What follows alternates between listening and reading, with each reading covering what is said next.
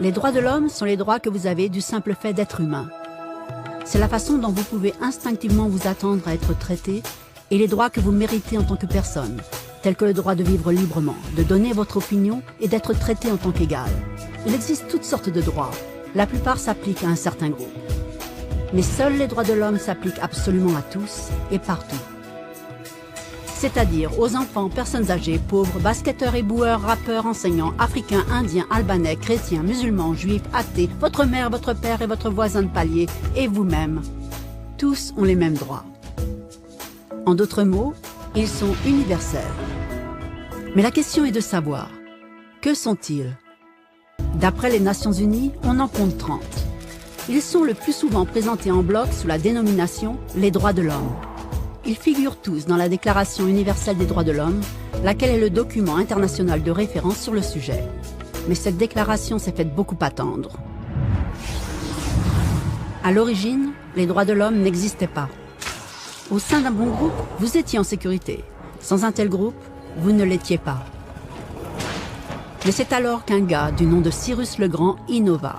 Après avoir conquis la ville de Babylone, il déclara quelque chose de totalement révolutionnaire. Que tous les esclaves étaient libres de rentrer chez eux. Il a aussi annoncé que les gens pouvaient être libres de choisir leur propre religion, quel que soit le milieu d'où ils venaient. Ces paroles furent enregistrées sur des tablettes en argile, connues sous le nom de cylindres de Cyrus. C'est ainsi que naquirent les droits de l'homme. L'idée s'est vite propagée, en Grèce, en Inde et finalement à Rome. Ils avaient remarqué que les gens suivaient instinctivement certaines lois. Ils les ont appelées les lois naturelles. Cependant, elles n'étaient pas toujours respectées par ceux qui étaient au pouvoir. Ce n'est que 1000 ans plus tard, en Angleterre, qu'ils ont finalement amené le roi à accepter que ces droits ne pouvaient pas être supprimés, pas même par un roi. Les droits des gens finirent par être reconnus et respectés par ceux qui étaient au pouvoir.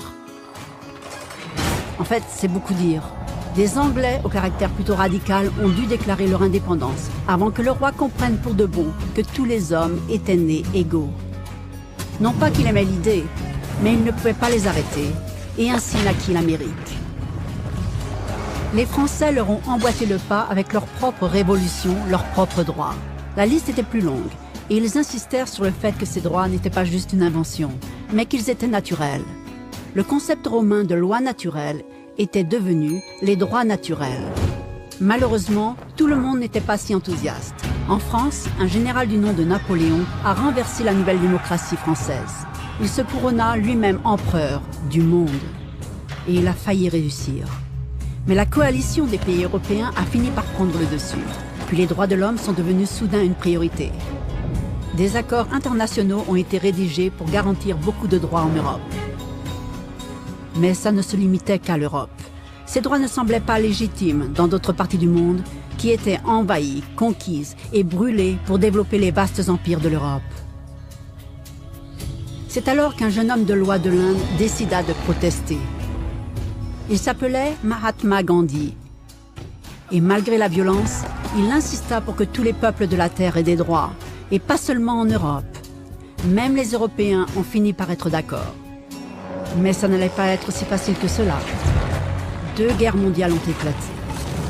Hitler a exterminé la moitié de la population juive dans les camps nazis d'épouvante et de mort. En tout, 90 millions de gens sont morts.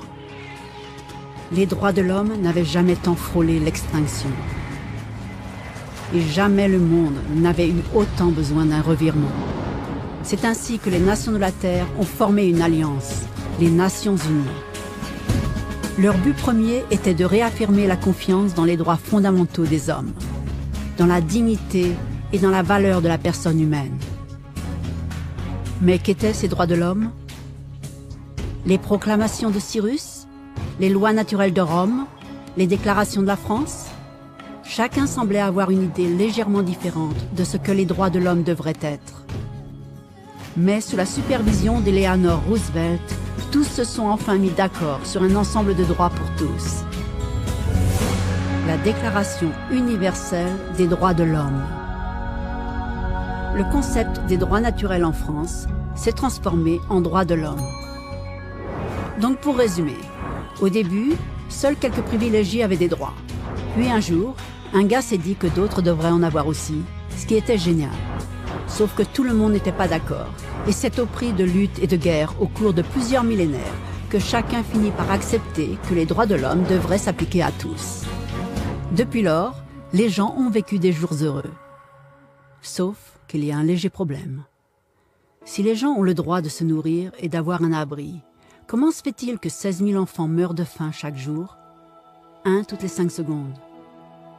Si les gens ont droit à la liberté d'expression, comment se fait-il que beaucoup soient en prison à cause de leurs opinions? Si les gens ont droit à l'éducation, comment se fait-il que plus d'1 milliard d'adultes ne sachent pas lire? Si l'esclavage a été effectivement aboli, comment se fait-il qu'il existe encore 27 millions d'esclaves aujourd'hui? Plus du double qu'en 1800. Le fait est que la Déclaration universelle des droits de l'homme n'avait pas pouvoir de loi lorsqu'elle a été signée. C'était facultatif. Et en dépit de bon nombre de documents, de conventions, de traités et de lois, ce n'est guère plus que des mots sur une page. La question est de savoir, qui va faire de ces mots une réalité?